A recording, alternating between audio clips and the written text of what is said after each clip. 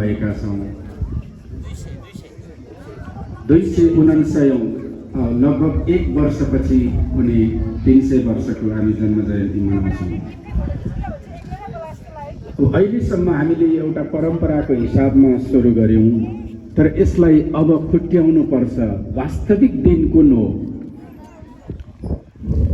के हाङ हिल्याङ लक्ष्मी पूजाकै दिन जन्मेका हुन् त?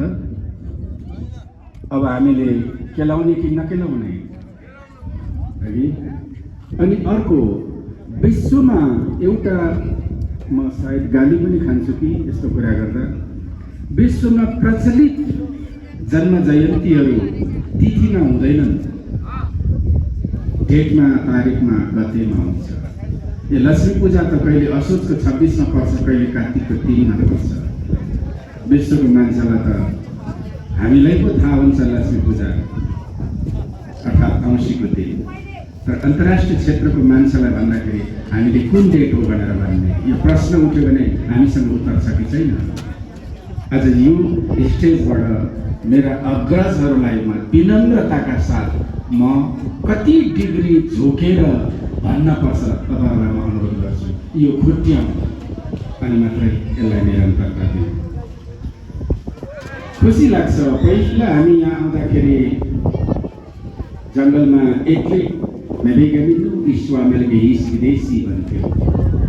एक्लै नजानु त्यो जङ्गलमा, कि त्यो घुमाउनेले घुमाएर लैजान्छ, तिनीहरू घर आइपुग्न सक्दैनौ भन्थे। आज आउँदा संरचनाहरू धेरै बनिएका छन्, खुसीको कुरा हो। तर संरचनाहरू बनाइरहँदाखेरि साँच्चै भित्रै मनदेखि हामीले हाङ हेली हाङकै समयलाई मध्यनजर गरेर बनायौँ त संरचना? हाङ हेली हाङकै शैलीमा निर्माण गर्यौँ त हामीले संरचना? अब हामीले यो प्रश्न तपाईँले, मैले, हामी सबैले गलत भएको छ भने तपाईँ हामी सबैले यसलाई मानेर फेरि सच्याउनु पर्छ होला, यो पनि मेरो विनम्र आग्रह छ। अर्को,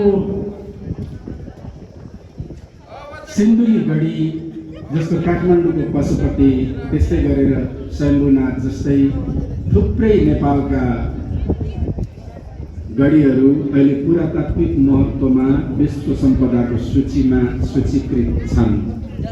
यसलाई अब हामीले विश्व सम्पदा सूचीकृत गर्नको लागि के गर्दा हामीले उचित हुन्छ, त्यतातिर हामीले पहल गर्ने कि? तर मैले देख्दाखेरि चाहिँ विश्व सम्पदा सूचीबाट अब सम्भवतः यो विश्व सम्पदा सूचीमा सूचीकृत हुन गाह्रो छ, किनभने हामीले मन्दिरभित्र अर्थात् गढभित्र, देवस्थलभित्र समेत पनि सिमेन्ट र रडहरू राख्यौँ। तसर्थ यसले हामीलाई विश्व सम्पदा सूचीमा सूचीकृत हुनुबाट हामीलाई पछाडि धकेलिसकेको छ। यसलाई पनि अब सच्याउँ। हिजो जसरी हाम्रो अग्रजहरूले गर्नुभयो त्यसलाई आज हामीले पनि स्वीकारेर, त्यो गल्तीलाई स्वीकारेर, त्यो भुललाई मेरो पनि भुल हो भनेर स्वीकारेर हामी अगाडि बढ्यौँ भने अलिकति राम्रो हुन्छ होला। हुन त यसरी भनिरहँदाखेरि कतिलाई मन नपर्न सक्छ। हिजो अस्तिदेखि नै सामाजिक सञ्जालमा देखिरहेको छु कि मुख्य आकर्षकको फोटो देख्ने बित्तिकै मन मर्यो भनेर कमेन्टहरू आएको छ। मेरो अनुहारहरू धेरैलाई मन नपर्न सक्छ, तर मेरो अनुहारसँग होइन, मेरो बिन्तीसँग, मेरो उद्देश्यसँग सबैले तपाईँको उद्देश्यसँग म जोडिन सकौँ र मेरो उद्देश्यमा तपाईँ पनि जोडिन सक्नुहोस्, ताकि हाम्रो सबैको उद्देश्यलाई साझा उद्देश्य बनाउन सकौँ। त्यसो भयो भने मात्रै राम्रो हुन्छ होला, होइन? अब यहाँ भोलि हामीले यो हेलिहाङको दरबारको बारेमा पालामहरू गाउँ, हेलिहाङकै दरबारको बारेमा हामीले हाकपारेहरू गाउँ। यसरी हामीले हाम्रो सृजनाहरू पनि यतातिर अब दोहोऱ्याउँदा हुन्छ होला, होइन? सेन्सिङ लागो जादु मेलले हेलिहाङ पाङ्यो आदु मेलले नेक्निङमा थिक्टेन चोक सुझा मेन्सीले थप सुझा भन्दै गाउँदा त कति मिठो हुन्छ होला। यसरी पनि हामीले गर्न सक्छौँ कि है? अब यसरी चाहिँ हामी जाँदा अलिक राम्रो हुन्छ होला। म आफ्नो कुरालाई अन्त्य गर्न एउटा कविता भनेर अन्त्य गर्छु।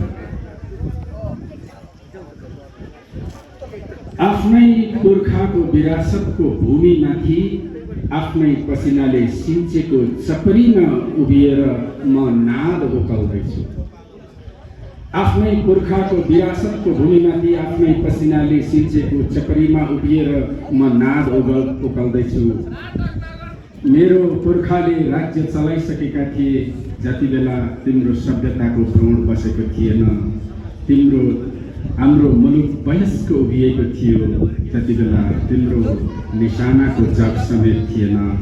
हामी युद्ध कौशलमा निपुण भइसकेका थियौँ जति बेला कन्दमूल समेत खान सिकेका थिएनौँ।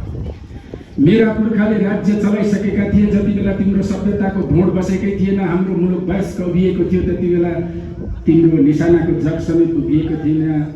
हामी युद्ध कौशलमा निपुण भइसकेका थियौँ जति बेला तिमीले कन्दमूल खान समेत सिकेका थिएनौ। तर आज म दलिल पाइलाहरूले विलुप बनाइएको छु। आफ्नै पसिनाको चपरी माथि अनायासै बिटुलिएको छु। सदियौँसम्म पाउपोसरी गुट मुद्रा बनाइएको छु। आफ्नै इतिहास आफ्नै चपरीमा छोपिएको छु, विलुप्त बनिएको छु। ओ इतिहास कोर्ने कार हो, कोर्यौ त खास इतिहास। मेरो राज्यदेखि ऊ राज्यसम्मको दूरी कति हो?